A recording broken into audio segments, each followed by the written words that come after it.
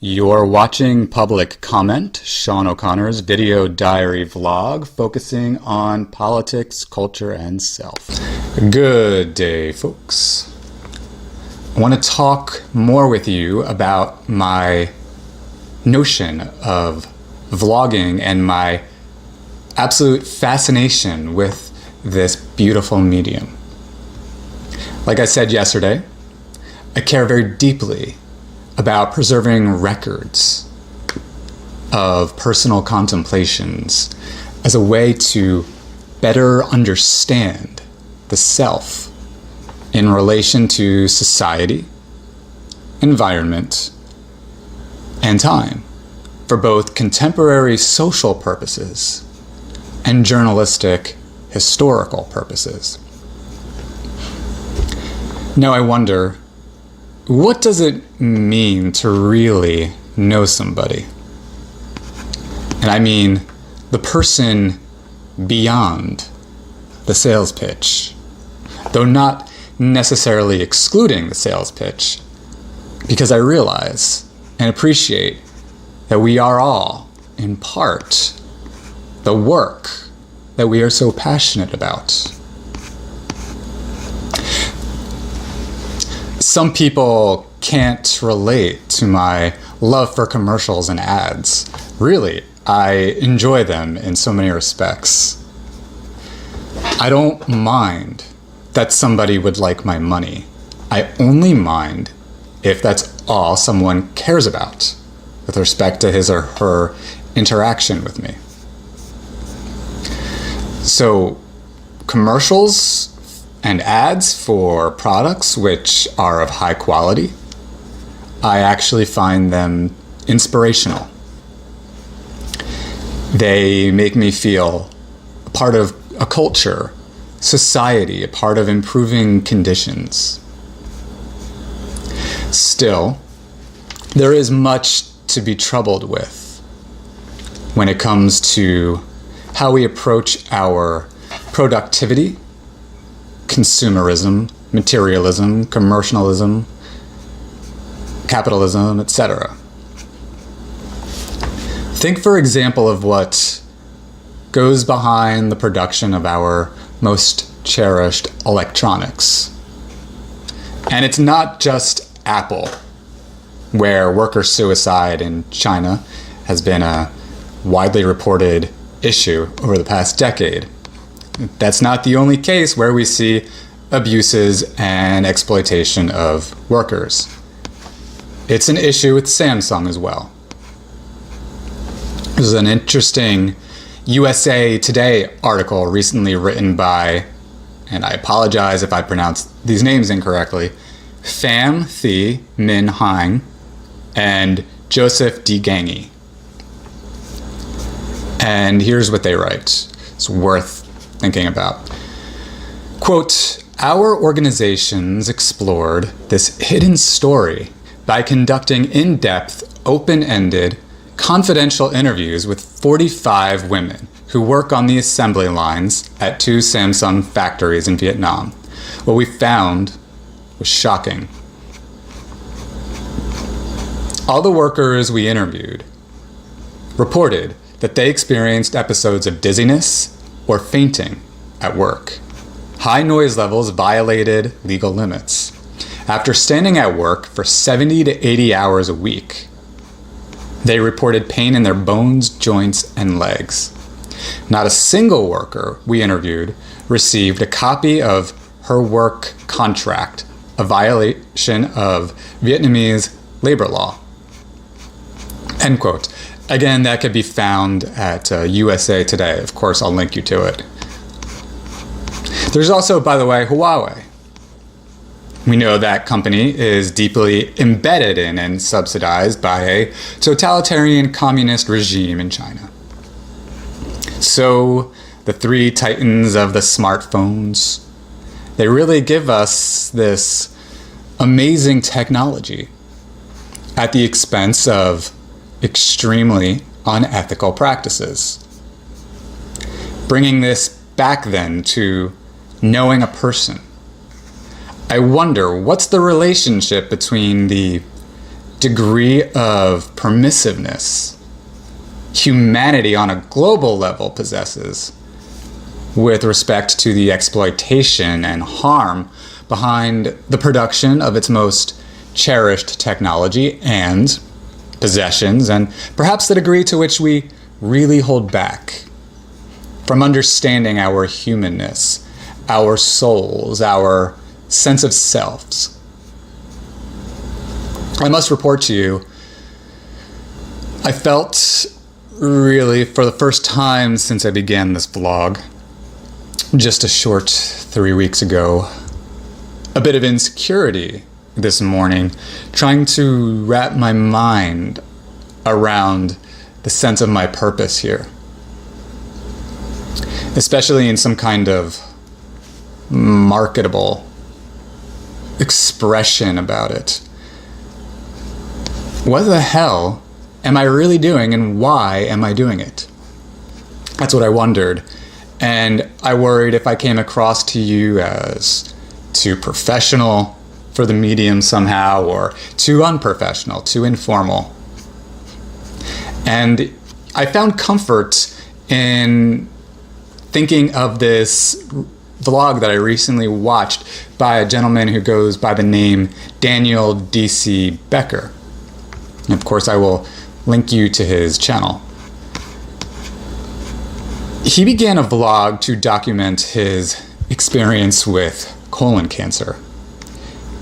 It was a vlog about anxiety, very specifically, this particular entry that comes to my mind.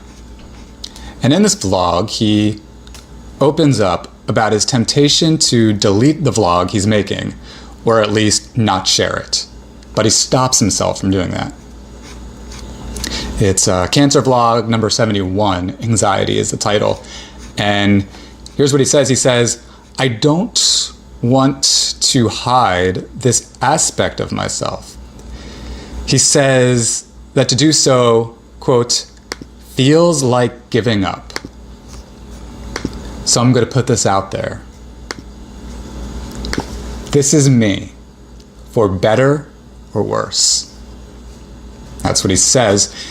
And I can relate to that. I don't want to hide my thoughts.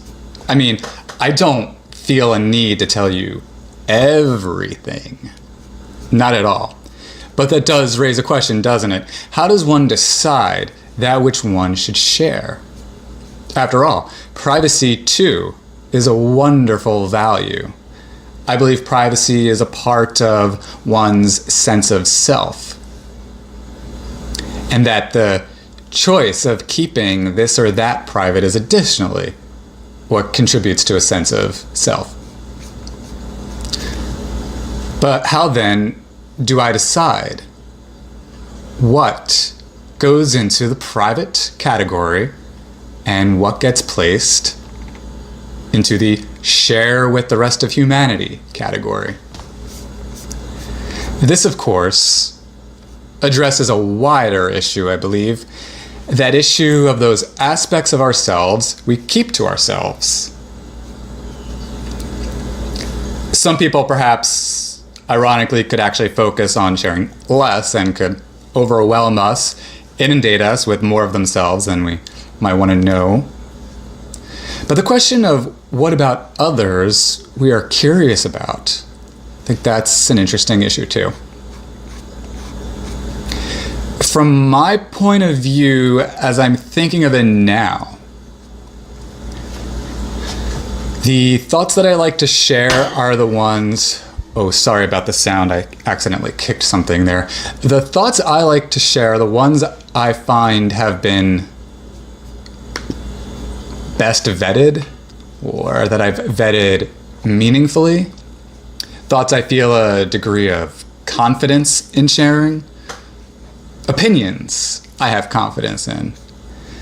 Maybe judicious sharing of the self has a root in the realm of opinion.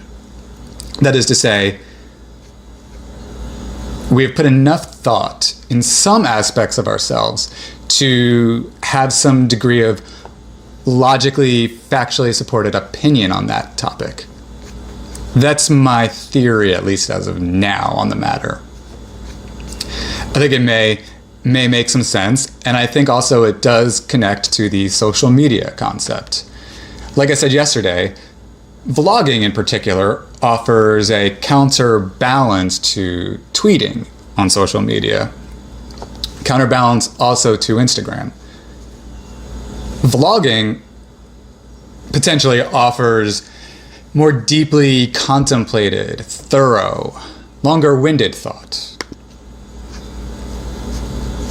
In contrast, the tweet is limited to 280 characters, unless you go live, and the same, very similar with Instagram. So my love for vlogging is necessarily a love, more broadly speaking, of social media. And did I mention to you, I think in another video, about the irony of this all and how shy I've actually been for most of my life? Social media speaks lately to a major frustration in life that I've had and finally discovered an outlet for. A feeling of an immense weight consisting of an abundance of contemplations that felt all too off the record, which I wanted on the record. Social media puts it on the record for as long as the social media sites care to preserve that which we publish on their sites. Anyway, that's that for the time being. I did also want to discuss with you, I wanted to just utter a thought on Europe, the European parliamentary elections that conclude today. Europe, I must say, is a place I wish I had paid more attention to in life, a place I hope one day I get to visit. As you may discover is widely reported, the key issues relevant to these elections include mass immigration, Islamization, nationalism and populism versus centralized European control, quite like our states' rights versus federalism debate. To me, and you might have noted this from previous vlogs, the standout issue of interest is the question of nationalism versus centralization. And even more widely, I would say nationalism versus globalism.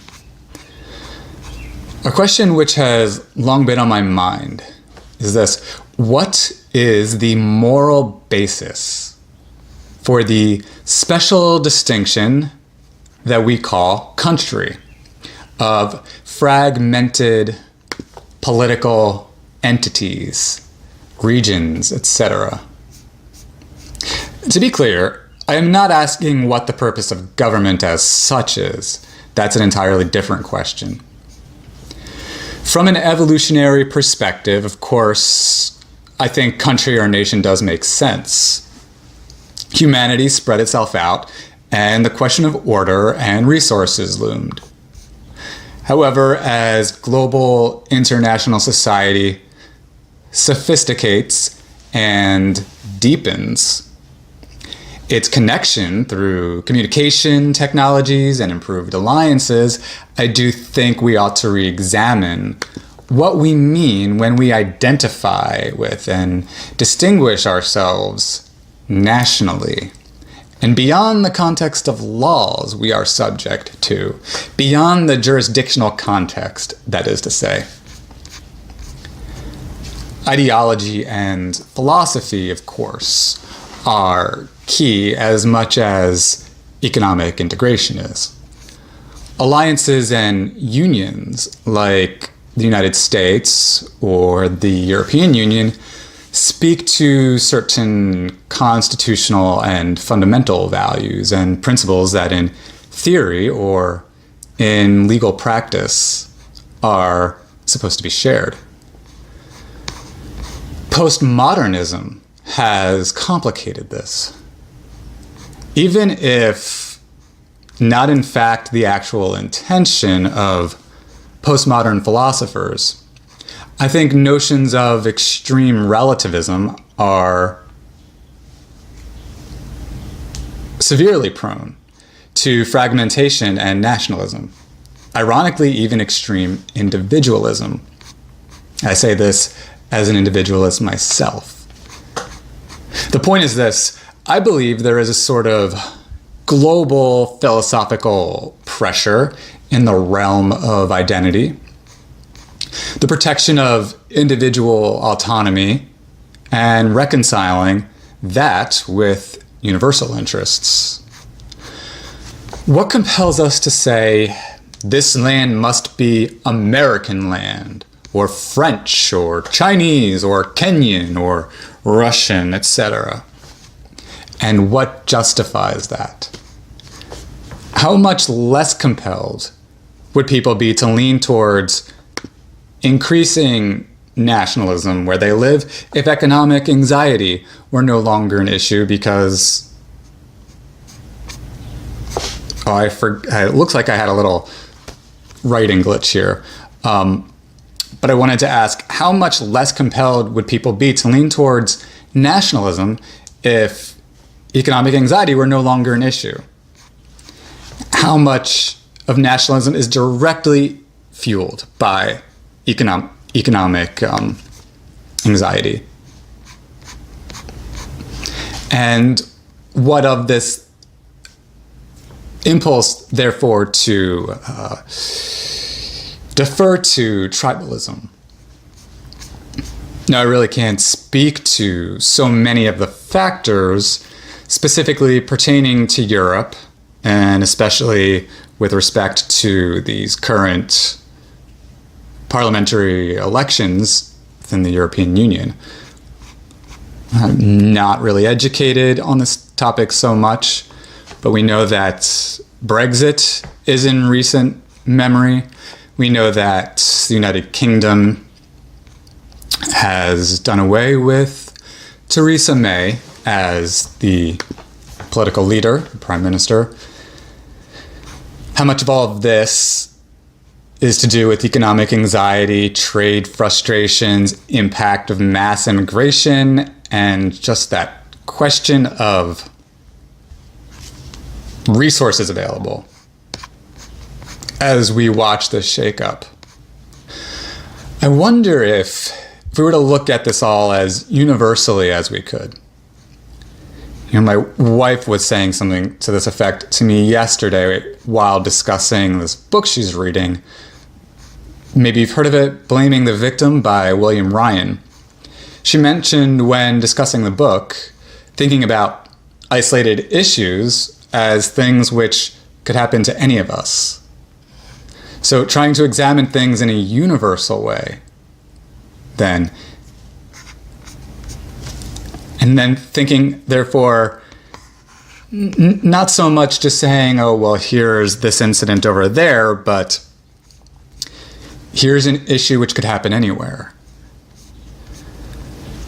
You know, it makes us wonder if, as we look at all this nationalism and economic anxiety, we want to have a conversation about how to fight poverty in a very general sense.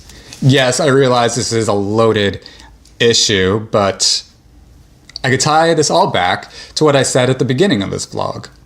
Thinking about people, as opposed to robots we are detached from, who are producing the lovely things we buy in life, while in the midst of crushing, undignifying conditions, all for an unfair price. I think if we could at least start addressing that issue on a deeper, more impactful level, that has to speak to the worldwide economic anxiety, at least a little bit. So that's all I want to say for now. I do believe I rest my case to some degree on this topic, and I absolutely look forward to chatting with you all tomorrow. Again, feel free to leave a comment in the comment section below. And yes, I shall chat with you tomorrow. Bye.